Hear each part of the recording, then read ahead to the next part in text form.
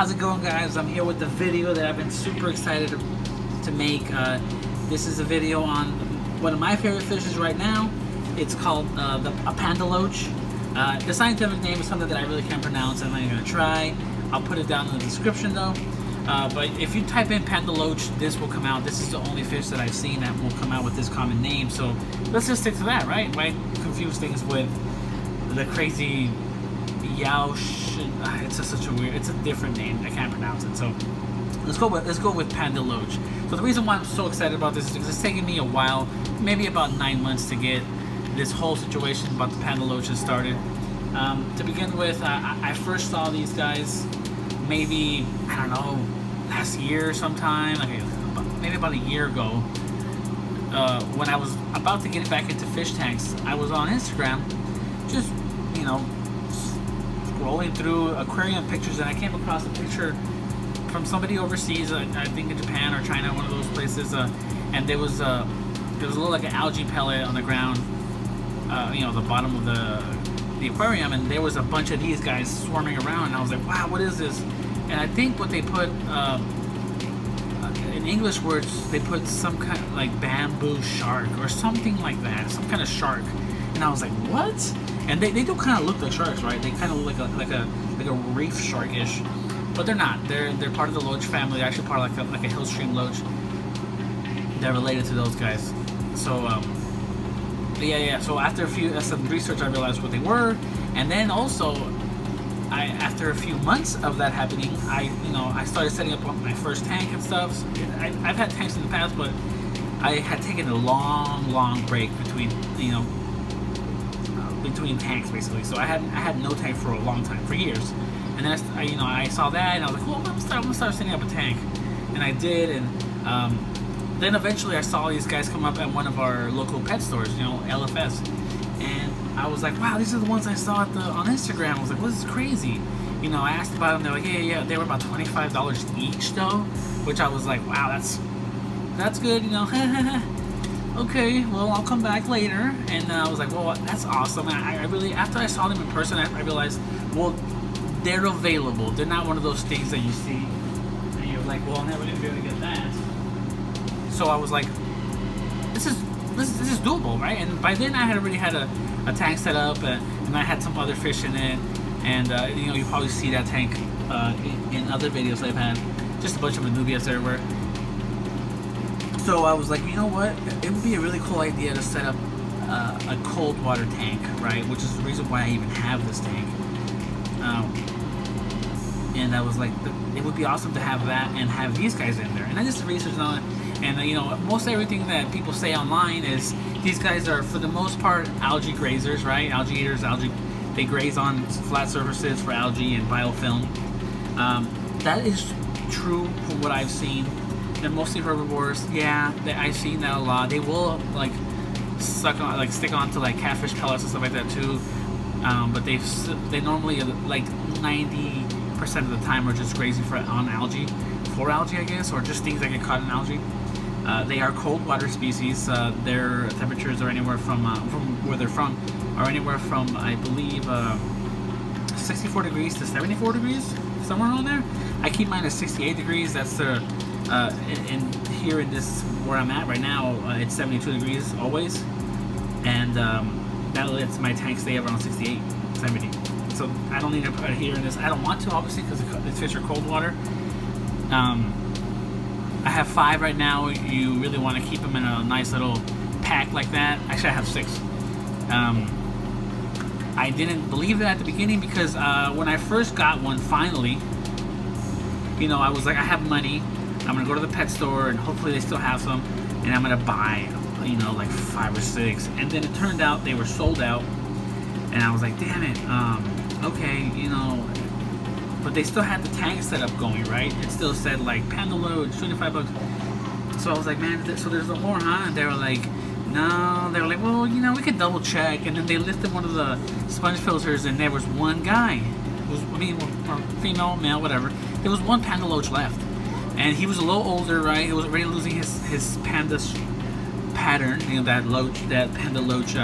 What they're known for is the parallel, like the vertical bars, right? What you see here, basically. they were about to lose that. It was about to lose that already. It was getting into that wavy. So I was like, well, that's too bad, you know.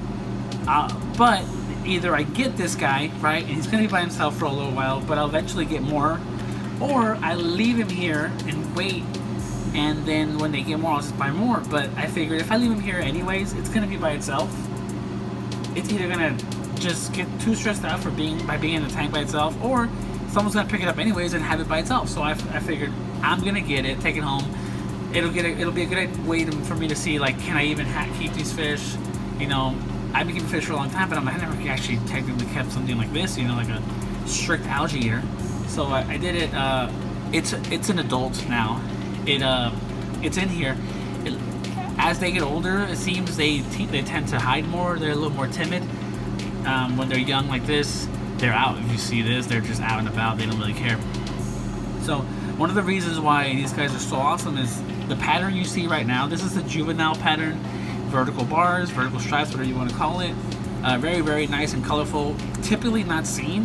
Something like this is not seen in the freshwater world, maybe in the saltwater world, but not in the freshwater world. You don't really see this kind of pattern that often.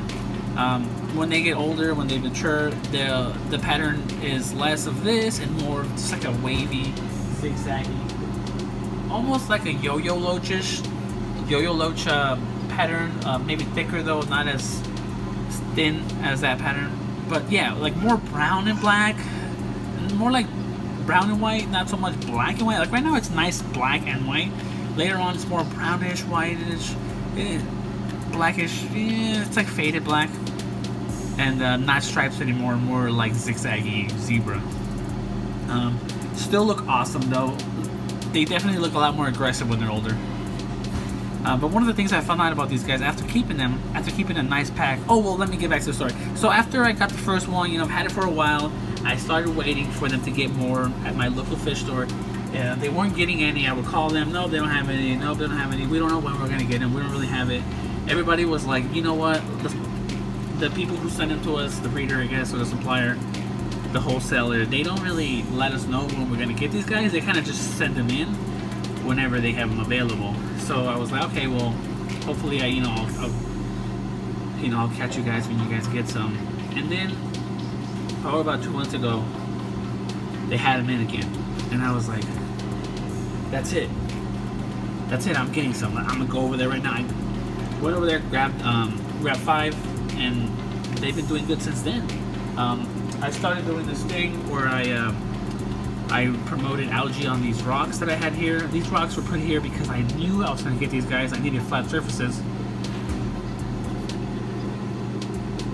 Sorry about that. And I knew I was going to get these guys, so I knew I needed some kind of rocks. And I didn't want them to go with smooth rocks, even though it probably would have been more along like what they are used to.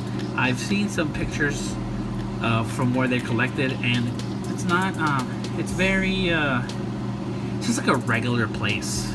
It doesn't, you know, like when you think about like some of the other fish, like, I don't know, like some of the dwarf cichlids that you find in South America, they come from like jungles, right? And like everywhere you look, there's like foliage and probably a jaguar somewhere. But with these guys, for at least the pictures that I saw where you collect them, it's just like a riverbank. Not much, and it's like, I don't know, I expected a lot more, especially since the colorful fish they are, but it mostly looks like just rocks everywhere with water running through it. You know, that might just be that picture, you know, I'm sure there's probably more than that.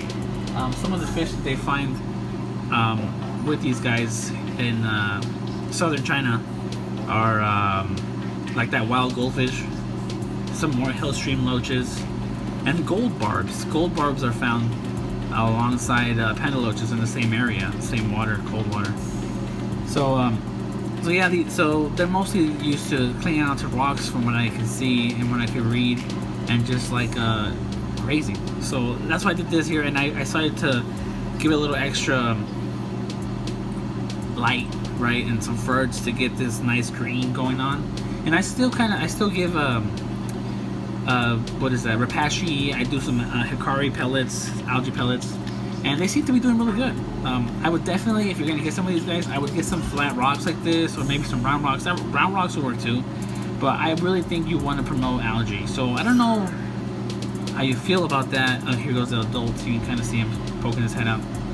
But I would definitely try doing that, or at least the glass. Like at first, I didn't have much algae on the tank, only on the glass walls, and they would basically stick to the walls, and they don't look like, if you've had plecos before or any kind of algae grazer, you kind of like for them to be on like the decorations, I guess, or like in the middle of the tank so you can see them. If they're in the back of the wall, the back of the glass, like the back of your aquarium or the sides, they still look cool, right? But they look a lot cooler and a lot more photogenic on like this cool rock. So I don't know, I would definitely suggest getting some kind of nice hardscape. So, I don't know about like those like Ceres stones where like they're really, or like dragon stones where they're just kind of pointy and jaggedy. I don't know if they'd be into that. They're more round rocks, smooth rocks. But yeah, so that, you know, that's their diet. That's what they've been eating with me. They're really actually pretty hardy. The one single guy that's now an adult was in here when I switched gravel, and there was like a dust storm of red fluorite, and it didn't care. There was some times where there was a big bacteria bloom, couple big bacteria blooms. Didn't care either. It didn't seem to matter to them. They just wanted food, really. So I really do think these are hardy fish. I think online they're painted as like this very delicate, you know, almost like if you yell at the glass it's gonna die. But no, they're really quite hardy. They're a loach again, you know. They're one of those fish, like if they don't find food, they will, you know, I mean, if you don't give them the right food, they're gonna find the food. Obviously, if you just don't have any algae in your tank at all, and I don't know what they would eat, you know. So I just promote algae growth in my tank just because I don't want to risk never having enough food for them. And so if you see some of my plants have suffered from that, like the hygrophilia in the back. But hey, you know, I really do care about these panda loaches. The whole goal to this is I really hope that they have babies one day, and I'm going to be upgrading them to a bigger tank pretty soon, hopefully. And I'm going to probably be doing only a species tank, and I'm hoping that that's successful. But for now, I have them in here, and they're doing really well. I feed them very well, and they eat very well. They seem to be enjoying their stay. So yeah, if you guys are interested in these guys, they vary in price, but they're not cheap. The lowest I've seen is $15. The highest I've seen is about $40, and a lot of those higher prices are online, and then you still pay for shipping. So, and really, like I said, when I bought the single one, it was, I don't know, it was okay by itself. I would definitely keep it with a group, at least 6, maybe 5, the least. But I would definitely go with more. I'm probably gonna go out and get another 2, just to have a nice like 8.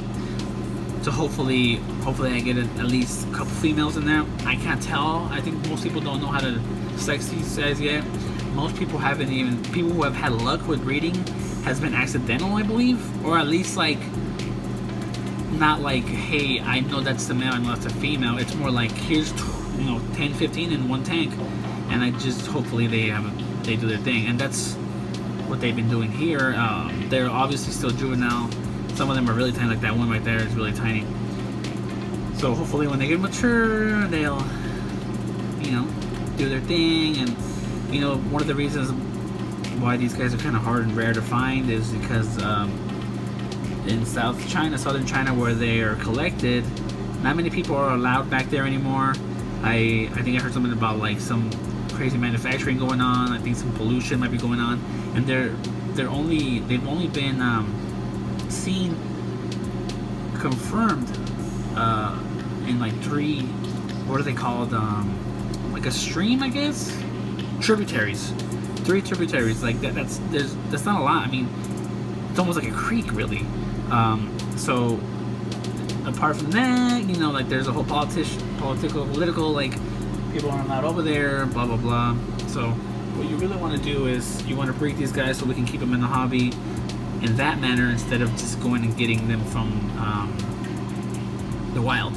So if you do get a chance to get these, I would definitely get them. They're not that hard to keep. I don't have any experience keeping them in hot water. I wouldn't. Again, their temperature's normally cold, so I would. But I would definitely get some of these guys, and I would try to breed them if you get a chance. I've seen people on YouTube post it up. Nobody's really posting any like videos of like, hey, here's day 20 of the panda loaches. They're losing their pattern or whatever. I'm gonna try to do that. I think I'm in like almost 2 months with these guys, with all of them. But really, the single one I've been with maybe 5 months, 6 months. So I'm starting to see these guys, the juveniles, change in pattern. So I'm gonna keep trying to document that and see how it goes. Just a little thing. It's kind of cool for me, at least. Again, these are my favorite. One of my favorite things right now. My favorite fishes right now. I also noticed that I found a paper online written about when these guys were discovered. It's like an official document of like what was around there, what was blah blah blah, and I think these guys were found in 2012 or 2017. I'm getting my number. I'm pretty sure it's 2012. Don't quote me on that, but I think it's 2012 when they discovered this, and they also discovered another loach at the same time. Really cool one. I think it's even rarer to find than this one. It has like a red line through it. It almost looks like a Chinese algae eater, but with a red horizontal line, like lateral line going through it, like a red line. But yeah, so those two fish were found in the same time, I guess in the same tributaries. But yeah, guys, so this is the panda loaches. These guys are awesome. They look cool, and if you guys get a chance to get some, get a couple, get 5, 6, 7, 8, 10, whatever you can afford. And I think hopefully these guys. I'm starting to see a lot more pictures and videos about these guys online. Maybe they're become more common. Maybe people start reading them. But yeah, guys. So like and subscribe if you can. I'll keep posting up videos whenever I get a chance. All right. Have a good one.